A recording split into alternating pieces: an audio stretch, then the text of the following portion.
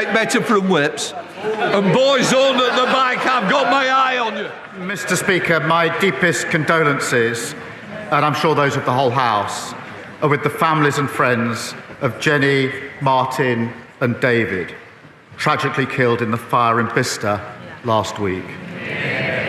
May I also welcome to the gallery Cheryl Corbell, the mother of Olivia. I'm always humbled by those with the courage to respond to appalling heartbreak by campaigning for change. And I know the whole House will pay tribute to her extraordinary courage and extraordinary resolve. Mr. Speaker, because of the action taken by this government, the UK is now the fastest growing economy in the G7. Interest rates have been cut 4 times, and we've secured our 3rd trade deal in 3 weeks. India, the US and the EU. Deals in the national interest that improve the lives of working people and businesses across the United Kingdom. Mr. Speaker, this morning I had meetings with ministerial colleagues and others. In addition to my duties in this House, I shall have further such meetings later today. Whilst the economy is showing signs of improving, many pensioners are still impacted by the cost of living crisis. People in Luton who have worked hard all their lives, seeing their precious savings slip away. So can the Prime Minister tell us what measures he will take to help struggling pensioners in towns like mine? Prime Minister. Well, Mr. Speaker, we all know the economy was left in an absolute mess by the Tories. We had to stabilise the economy with tough decisions, but the right decisions. Because of those decisions, the economy is beginning to improve. Those growth figures last year, the highest growth in the G7, interest rate cuts 4 in a row, 3 trade deals. But I recognise that people are still feeling the pressure of the cost of living crisis, including pensioners. And as the economy improves, we want to make sure people feel those improvements in their days as their lives go forward. And that is why we want to ensure that as we go forward, more pensioners are eligible for winter fuel payments. As you would expect, Mr. Speaker, we will only make decisions we can afford. That is why we will look at that as part of a fiscal event. Mr. Speaker, it's extraordinary listening to that last answer from the Prime Minister. Inflation was 2% when Conservatives left office. 2%. It's now nearly double that. When will he recognise that it's Labour's budget driving up inflation? I think what she forgot to say was over 11% on their watch, and she didn't say a lot. I am confident those numbers will come down, Mr. Speaker. The Bank of England is confident those numbers will come down.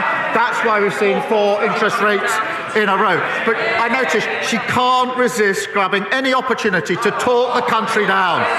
She doesn't mention the growth figures, the interest rate figures, record investment, wages up more than prices, 200,000 jobs created, 4 trade deals. And the reason, Mr. Speaker, they haven't learned, they haven't changed, and as George Osborne said, she doesn't have a credible economic plan. So we heard his earlier answer, Mr. Speaker. We heard his earlier answer on winter fuel. Let's try and get some more information. I'm going to ask him a simple question. It only requires one word, yes or no. Is he planning to U-turn on winter fuel cuts? Yes. Prime Minister. Mr. Speaker, I made clear in my earlier answer that as the economy improves, we want to take measures that will impact on people's lives, and therefore we will look at the threshold, but that will have to be part of a fiscal event. But, Mr. Speaker, they lost control of every element of the economy, of prisons, the borders, the NHS, you name it. And now she's lost control of her party. They are sliding into oblivion. They will have to trade on their past, Mr. Speaker, because that's all they've got. Speaker, I made it really easy for the Prime Minister. Just a simple question, yes or no. And he could not answer. I wonder how the public feel about a man who can't give a straight answer to a simple question. And you look at all of them behind him, all of them cheering, when this inevitable U-turn on winter fuel comes, and it will, from a desperate Prime Minister, what will he say to the 348 MPs who went over the top and voted for the winter fuel cut last September? Just like the British public, how can any of them ever trust him again? Mr. Speaker, it's only because of the measures we've taken that the economy is improving. Growth at the highest rate in the G7. 4 interest rate cuts. 3 trade deals because countries want to trade with this country because of the decisions that we've made. All of those decisions opposed by the party opposite. They've learned absolutely nothing and they're going absolutely nowhere. This is a Prime Minister who says he's taking measures. The jobs tax is killing jobs. Inflation is up. Yes. Business confidence is down. Yes. Everyone is worried. He promised to cut bills, but today we see they are rising because of his policies. Yes. He promised not to raise taxes on working people, but his jobs tax means people are losing their jobs. Yeah. Every week we come here with a new company that is saying they are shedding jobs. That's on his watch. Yeah. He promised to protect pensioners, but his winter fuel cut has driven thousands into hardship. Yeah. His MPs hate this. He can't see them, but they all look sick just hearing what it is he's going to do. So let's wait until... Oh, yes, they're laughing. They're laughing. They're laughing.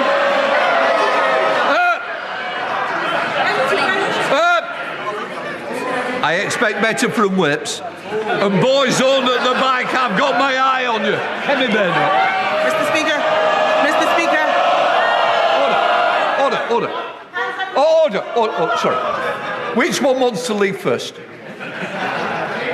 If I hear it, there we are. They've got the first volunteer. Are you going to behave? Heavy Bennett. Mr. Speaker, they are laughing just as they laughed at the budget. Hands up who here wanted winter fuel cuts. Hands up. Not a single one of them. Not a single one of them. The fact of the matter is, this Prime Minister is destroying them.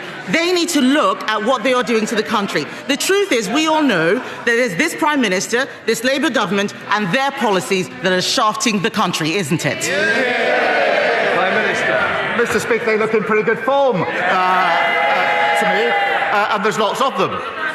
Mr. Speaker, she talks about business confidence. Yesterday I didn't have time to read out the list of all the businesses that have come out in support of our EU deal. Mr. Speaker, I don't have time today. It's a long list. I went immediately to Lidl and spoke to the staff in Lidl. They're delighted with the deal we put forward yesterday.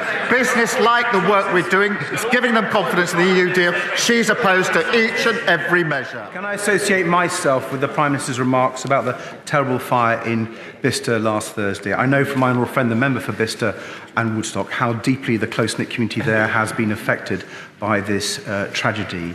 And firefighters Martin Sadler and Jenny Logan were true heroes, as was Dave Chester. And I hope the full prayers and thoughts of the House are with their loved ones and with the 2 firefighters still in hospital. Mr. Speaker, the Prime Minister has rightly said that his new trade deals will give a much-needed boost to economic growth and thus to the public finances. So will the Prime Minister make sure that struggling families and pensioners see the benefits of the growth? He teased the House with his first answer to his honourable friend, the member for Luton North.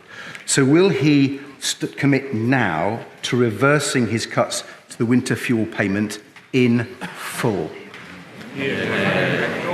Mr. Speaker, firstly, can I just thank him for his comments about the Bicester tragedy. And it's very important that in a moment like this, the House does come together. And we are taking measures, obviously, to help with the cost of living crisis. And that's why the EU deal yesterday was so important, because the impact it will have on prices, particularly in supermarkets, directly affecting those who are affected by the cost of living crisis. Mr. Speaker, what I said before was this, that the economy is beginning to improve. People are still feeling the pressure. That's why we're taking the measures that we are. That's why we're striking the trade deals that we are striking. As that improves, I do want people to feel the benefit of the measures that we are taking. And that is why I want to ensure that more pensioners are eligible for winter fuel. It is important that, as you'd expect, that we are clear we can afford the decisions we're making, and that's why it will now be looked at a fiscal event. This Prime Minister, Mr. Speaker, keeps telling his gullible backbenchers, those over there, that he's deported 24,000 people from this country since he came into power. But he won't say who these people are. Now, it's my guess that there are people that came on work visas, students, and they are simply overstayers. But I'm willing, Mr. Speaker, to be proved wrong if you can answer one simple question. How many of these people that he's deported or failed asylum seekers that's come on small boats or on the back of lorries? Answer the question. Prime Minister.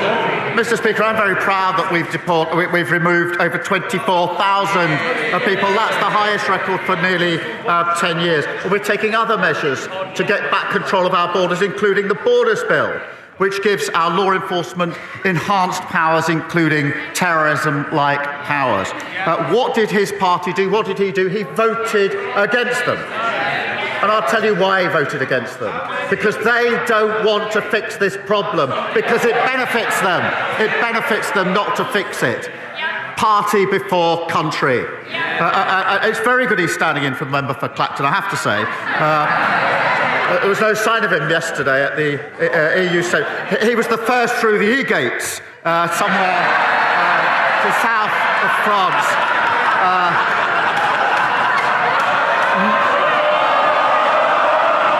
Nice work if you can get it. Would the Prime Minister join me in welcoming my constituent Teddy, who is 6 years old, and with his mum Laura, who've come to see us today at Prime Minister's Questions. Teddy is a self-professed eco-warrior on a mission to change the world. He started out by saving thousands of plastic chocolate and sweet tubs from landfill because they're not currently recyclable. Will the Prime Minister commit to ask his Minister for Local Government to meet with Teddy and myself to discuss how we make these tubs recyclable? And does he agree with me that no matter how small you are never too little to make a big difference? Well, can I welcome Teddy on my behalf and on behalf, I think, of the whole House. It is really incredible that Teddy has done so much already and is in the gallery somewhere.